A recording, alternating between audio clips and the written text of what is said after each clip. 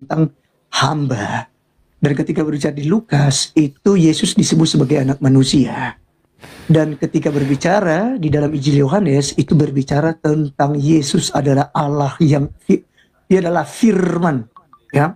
Dia memulai dari firman, asal mula daripada Yesus itu sendiri, hakikat daripada keilahian Yesus. Makanya Yohanes 1 ayat 1 itu Anda melihat, ya, pada mulanya adalah firman, firman itu bersama-sama dengan Allah dan firman itu adalah Allah. Jadi keempat Injil itu menarasikan tentang kepribadian Yesus ini sebagai anak, sebagai hamba, sebagai anak manusia, dan sebagai firman Allah yang hidup.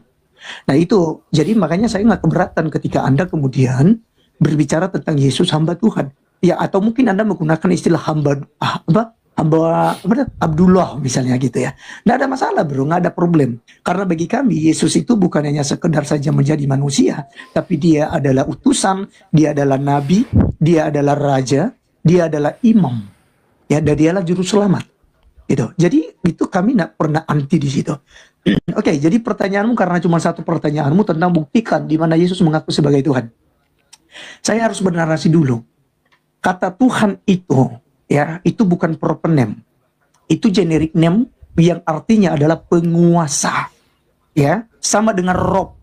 Ya, Muhammad itu juga kan disebut sebagai Rob, Tuhan, pemimpin, penguasa di zamannya. Demikian juga kata Tuhan, ya, atau kata Tuhan, ya, di dalam ketika disematkan kepada Yesus sebagai gelar kepenguasaannya. Itu saya mulai dari situ, ya. Karena Yesus Kristus itu adalah manusia yang datangnya dari sorga, ya, melewati proses kelahiran memang, ya, tapi dia asalnya dari sorga.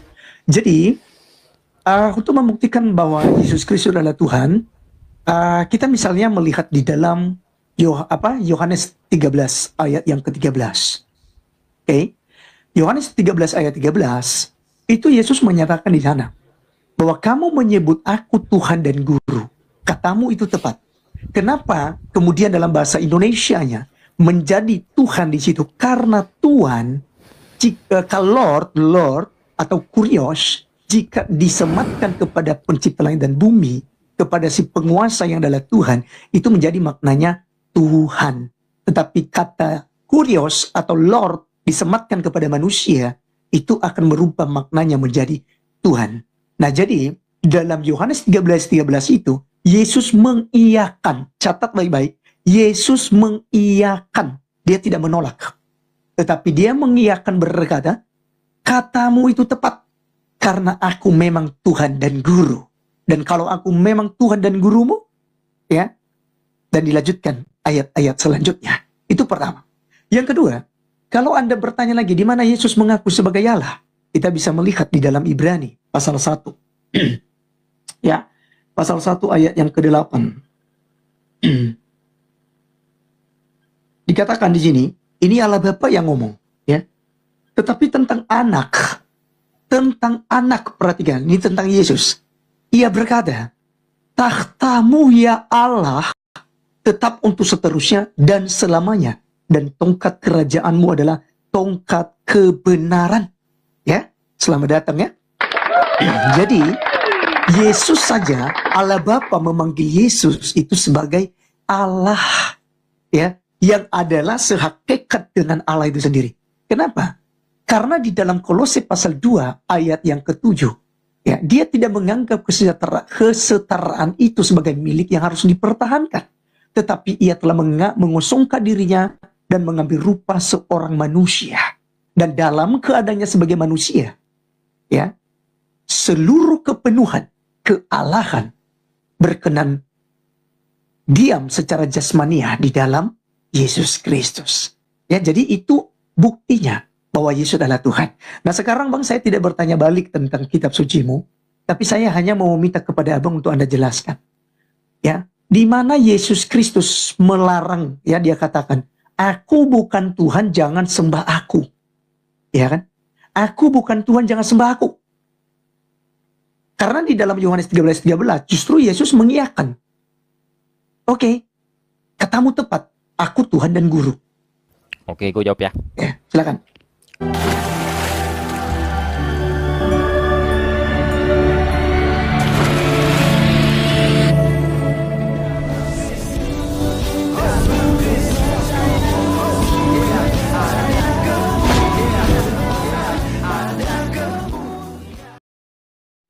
Bismillah Abi wal Ibni wal Ruhil Kudus ilahu wahid. Salam Elechem Bisem Yeshua Hamasiah.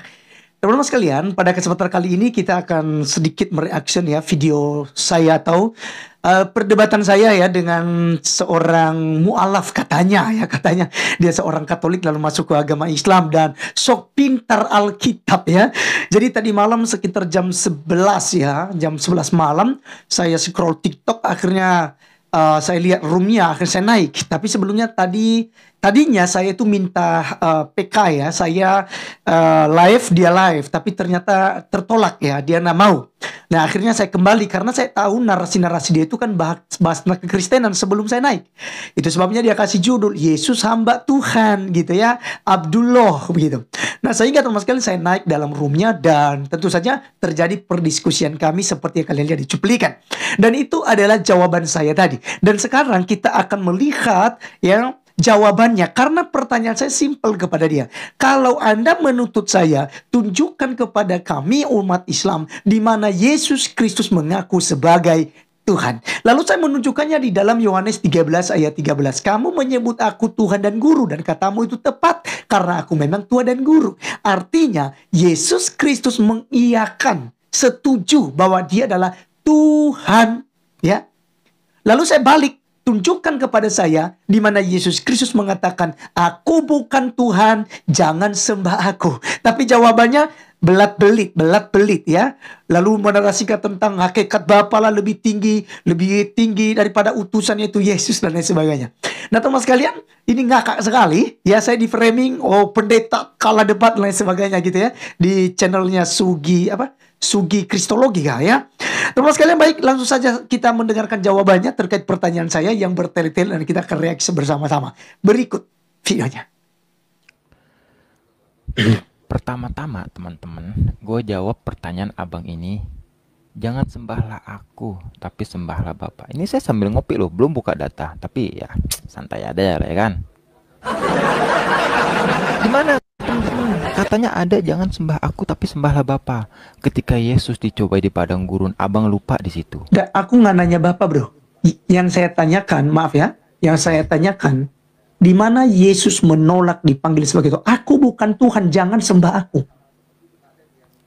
Ya di dalam kitab abang kan? Iya, karena saya percaya Bapa, Putra dan Roh Kudus. Itu Anda juga sebagai Katolik waktu itu juga, kalau benar Anda Katolik. Gitu loh. Jadi carikan ayat itu sama saya. Silakan. Iya, dengerin dulu, Bang. Kan saya mau bicara, makanya kan aku males kalau bicara lagi dipotong-potong gini nih. Nggak, karena nggak sesuai dengan pertanyaan, bro. Iya, sebentar, Bang. Saya udah boleh bicara belum ini? Kalau saya nggak boleh bicara, ya udah, Bang bicara terus aja. Oke, teman-teman, gua ajarin lu, Bang. Kata Roh Kudus itu disisipkan di zamannya konsili tahun 321 sampai 325, di mana di situ juga ada namanya perselisihan antara Arius, seorang murid Lucian yang berdiri di Antioquia. Gua ajarin lu, Bang, yang berdiri di Antioquia dan di dalam kekaisaran Alexandrianus. Ingat ya, di dalam pada kekaisaran Alexandrianus baru berdirilah Trinitas, di mana di sana bukan untuk kepentingan agama melainkan untuk kepentingan politik. Ya, di sesi ini teman-teman sekalian saya harus tertawa. Kenapa saya harus tertawa? Karena lain yang saya tanyakan, lain jawabannya. Lari ke konsili Nikea, lompat sana sini, bahas tentang Roh Kudus itu baru muncul dan lain sebagainya. Saya tidak tanya Roh Kudus.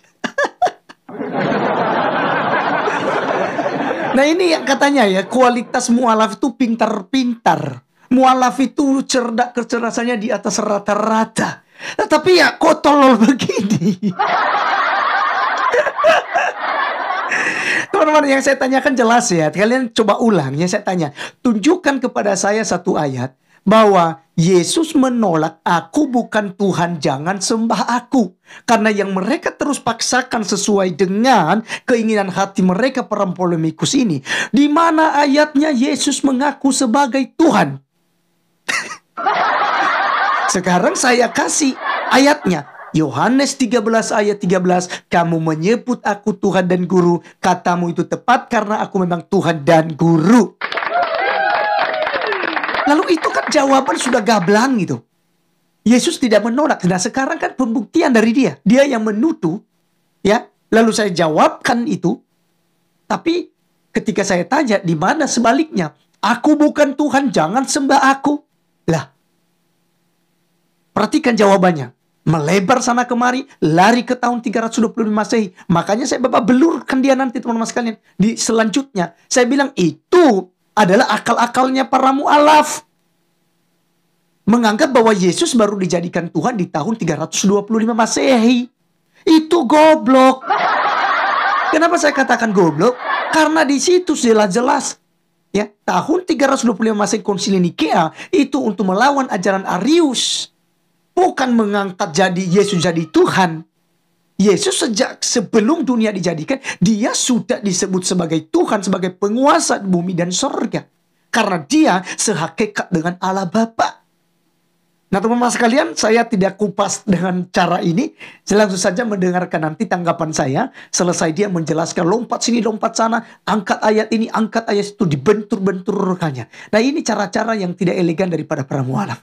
Oleh karenanya langsung saja kita simak. Sampai selesai, saya tidak berkomentar lagi sampai selesai teman-teman sekalian. Silakan nonton dan silakan like, komen, dan share. Tuhan Yesus memberkati.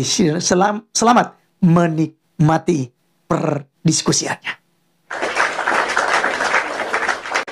Kalau abang memaksakan Yohanes 13:13 bahwasanya di situ menempatkan aku guru dan Tuhan, abang lupa room sendiri sama si TV Laskar Kristus nih. Abang lupa pada versi ND dan versi TL di sana mengatakan Tuhan bukan Tuhan. Bahkan kalau kita merujuk dalam original teks di mana PB ini menggunakan naskah Yunani dalam bentuk Textus Receptus, di sana menggunakan kata Kurios bukan Theos. Tapi it's okay lah, gak apa-apa. Abang yang pertama-tama abang memaksakan dari Injil Yohanes pasal 1. Sebenarnya kita ketahui bahwasanya Injil Yohanes itu abang bisa buka dalam kitabnya orang-orang Katolik, The Books of Santo Agustin. Di sana dipakai ayat tersebut dicaplok sebagai ayat pembukaan surat-suratan Yohanes. Padahal dengan jelas setiap Alkitab di belakangnya dikatakan janganlah engkau sekali-kali menambahi firman Tuhan atau mengurangi firman Tuhan agar Bapa tidak menimpakan malapetaka bagimu. Kita lihat di sini, dia dari tadi nggak pernah menampilkan data. Di sini kita lihat teman-teman, dari Yohanes 5 ini kesaksian Yesus tentang dirinya. Aku nggak mau bawa satu ayat, ini aku bawa satu perikop. Kesaksian Yesus tentang dirinya. Di ayat kesini, tetapi aku mempunyai suatu kesaksian yang lebih penting daripada kesaksian Yohanes. Ingat teman-teman ya. Tetapi aku mempunyai suatu kesaksian yang lebih penting daripada kesaksian Yohanes tadi yang dibawa tuh. Yaitu segala pekerjaan yang diserahkan Bapa kepadaku supaya aku melaksanakannya, pekerjaan itu juga yang kukerjakan sekarang. Dan itulah yang memberikan kesaksian tentang aku, bahwa Bapa yang mengutus aku. Bahwa Bapa yang mengutus aku. Ini kesaksian Yesus lebih penting daripada kesaksian Yohanes. Kalau abang membawakan Yohanes 13:13 tadi, coba kita lihat teman-teman ya. Yohanes 13:13 ini bawah. Kalau dia masih memaksakan ini, kamu menyebut aku guru dan Tuhan. Oke lah, dia masih memaksakan kata Tuhan pada konteks ini. Oke, nggak apa-apa. Tapi aku tanya bang, di ayat ke-16-nya ini aku berkata kepadamu. Ini Yesus yang berkata kepadamu bahwasanya sesungguhnya seorang hamba tidaklah lebih tinggi daripada tuannya ataupun seorang utusan daripada yang mengutusnya. Namanya Yesus di sini menegaskan, bre, diutus itu berarti nggak pernah lebih besar daripada yang mengutusnya. Berarti gue bisa mempertanyakan nih, hamba dan utusan ini tertuju kepada siapa? Ini bre, kalau abang kasih waktu boleh bro, terlalu lama. Aku hanya meminta Anda membuktikan itu saja, di mana Yesus menolak sebagai Tuhan. Aku bukan Tuhan, jangan sembah aku. Jangan panjang melebar lalu Anda framing. Oke, kok framing saya kan itu di kitab abang gimana sih? Iya betul, tapi Anda menarasikan, Anda menafsir. Kalau kena itu bisa kena undang-undang penistaan agama Anda. Anda Kok membawa menafsir dari- Anda membacakan lalu Anda menafsirkan sendiri. Kok Gitu loh. menafsir? Gimana Padahal sih, Bang? saya hanya menanyakan satu ayat coba kepada Anda. Oke, Makanya kasih waktu supaya Anda tidak terlalu banyak jauh meleset. oke, ini saya terakhir ya. Abang mengatakan di mana Yesus nggak menyembah saya tapi menyembah kepada Dia yang mutus aku. Aku tunjukkan, Bang. Namanya Tuhan itu nggak bisa dicobai oleh iblis. Dalam 1 Yakobus pasal 13, Tuhan Bapa itu nggak pernah dapat dicobai oleh iblis. Memang setiap para nabi itu dicobai oleh iblis. Contohnya Yesus. Yesus ketika dicobai di padang gurun, lalu dia mengatakan apa? Kita lihat jawabannya di sini, Bang. Di sini mengatakan, ini kan ayat yang abang minta. Maka berkatalah Yesus kepada, nyahlah iblis, sebab ada tertulis, engkau harus menyembah Tuhan Allahmu dan hanya kepada Dia sajalah engkau berbakti. Oke, sudah. Berarti Yesus nggak minta disembah, melainkan untuk memerintahkan menyembah kepada Bapa. Oke, sudah. Lanjut, Bang. Sudah. Itu bagusnya sih kasih waktu buat kita ya, bro. Supaya kita nggak terlalu banyak melebar-melebar. Tapi aku luruskan dulu, Bang. Itu aku nggak memframing. Aku hanya membaca sesuai tertera yang ada pada kitab abang. Iya, tetapi Anda memberikan sebuah kesimpulan di situ. Makanya tadi saya Kesimpulan dari bilang, mana? Anda pindah ke ayat sini, pindah ke ayat situ, lalu Anda bentrokkan. Itu ayat tanpa harus mengerti konteks. Makanya saya bilang, kalau seandainya kita mau bahas, Bang, contoh, kita bahas fokus misalnya, Yohanes 13 ayat 13. Karena Alkitab kami tidak sama seperti Al-Quran. Yang bisa dicomot-comot satu-satu ayat, lalu dicocokkan, lalu dicampur-sambungkan. Kalau kami harus kita belajar satu perikop. Makanya kalau seandainya abang mau diskusi misalnya, kita ambil satu perikop. Misalnya Yohanes pasal 13 ayat 13. Kita akan bahas tuntas itu. Kenapa Yesus kemudian tidak menolak ketika dia dipanggil sebagai Tuhan. Ya. Nah terkait narasi Anda bawa di konsili Nikea tahun 325 Masehi. Itu suatu kegomblokan. Ya. Para mu'alaf yang mencoba untuk membodohi umat Islam itu sendiri. Kenapa saya berani katakan demikian? Karena banyak yang menyalahkan menggunakan konsili Nikea 325 Masehi. Contoh, saya kasih contoh, saya sebutkan nama. Saya berani sebutkan nama. Babi Haikal misalnya. Dia katakan Yesus diangkat jadi Tuhan di tahun 325 Masehi. Irene Handono misalnya. Yesus diangkat jadi Tuhan 325 Masehi. Sejak kapan? Itu botol namanya. Nggak belajar sejarah dengan benar. Ya, Yesus tidak pernah diangkat jadi Tuhan. Dia sudah tua dari sono. Dia adalah firman Allah. Dia adalah Dafarnya Elohim. Yang ada bersama-sama dengan Bapa sejak semula. Makanya Yesus berkata, sebelum Abraham ada, aku sudah ada. Nah, makanya aku bilang tadi jangan kita melebar kemana-mana. Nah, dalam konsili, karena Anda menyinggung konsili Nikea 325 Masehi, itu adalah memang betul melawan ajaran Arius yang berkata bahwa Yesus lebih rendah. Yesus itu bukan Allah. Sepertinya saat ini kita kenal saksi Yehova. Ya, saksi Yehova. Makanya, ya, Anda bilang doktrin Tritunggal itu baru ada di situ. Itu baru dirumuskan ya oleh Bapak Tertullianus memang. Tetapi substansinya jauh sebelum Tertullianus itu sudah ada kata Tritunggal dalam Alkitab. Ya, di dalam Matius pasal 28 ayat 19, ya. Baptislah mereka di dalam nama Bapa dan Anak dan Roh Kudus. Ya, itu sudah ada substansi itu. Dan di dalam Kejadian 1 ayat 1, ya, berisi bara Elohim, Kejadian 1 ayat 1 itu. Ya. Lalu di ayat 2 roh Allah melayang-layang, di situ ada roh. Kemudian ayat ketiga, berfirmanlah Allah. Berfirman ini adalah kata kerja. Kata dasarnya adalah firman. Hadafar. Itulah Yesus Kristus. Kejadian 1 ayat 16. Anda bilang tadi saya nggak bawa data. Hanya saja saya capek. Buka dari itu. Karena saya pakai di itu. Apa namanya? HP saya kasih ke tripod, bro. Jadi saya cuma satu tripod. Agak susah saya cabut-cabut lagi kayak gini. Saya harus cabut, saya harus putar lagi. Nih. Jadi bukan saya tidak tunjukkan data kepada Anda, tapi apa yang saya bicarakan itu data ya kepada Anda. Jadi misalnya kita lihat di dalam Kejadian, hanya saya capek saja untuk memang tunjukkan data sama tadi, tapi saya bacakan datanya kan. Gitu. Jadi framing. Perhatikan baik-baik. Pada mulanya Allah, perhatikan. Di sini Tritunggal sudah ada. Ini kata Al-Elohim ya, Allah. Lalu bumi belum sudah kosong. Perhatikan di sini ada roh Allah. 2. Lalu di sini berfirman Allah yang dari kata kerjanya firman Allah. Jadilah terang, lalu terang itu jadi. Dalam ayat 26-nya itu jelas dikatakan di sini menggunakan kata jamak di sini. Ya, baiklah kita menciptakan manusia. Perhatikan. Berfirmanlah Allah, baiklah kita menjadikan manusia menurut gambar dan rupa kita. supaya mereka berkuasa atas ikan-ikan di laut dan burung-burung di udara. Kata kita di sini itu merujukan kejamakan Allah, dan itu Yesus itu mengutip lagi di dalam Yohanes. Ya, nanti saya jawab tentang utusan ya, yang ada bawa tentang Yesus utusan ya. Yohanes 17 ayat yang ke-11 misalnya. Kok 7? Sebentar ya teman-teman ya. 17 ayat yang ke-11.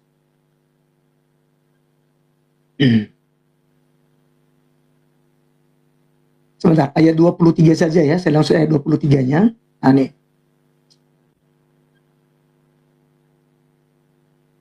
Oke. Aku di dalam mereka dan engkau di dalam aku, supaya mereka sempurna menjadi satu, agar dunia tahu bahwa engkau yang telah mengutus aku, dan bahwa engkau mengasihi mereka sama seperti engkau mengasihi aku. Ya. Ya Bapa, aku mau supaya dimanapun aku berada, mereka juga berada bersama-sama dengan aku. Mereka yang telah engkau berikan kepada aku, agar mereka memandang kemuliaanku, yang telah engkau berikan kepadaku sebelum engkau telah mengasihi aku, sebelum dunia dijadikan.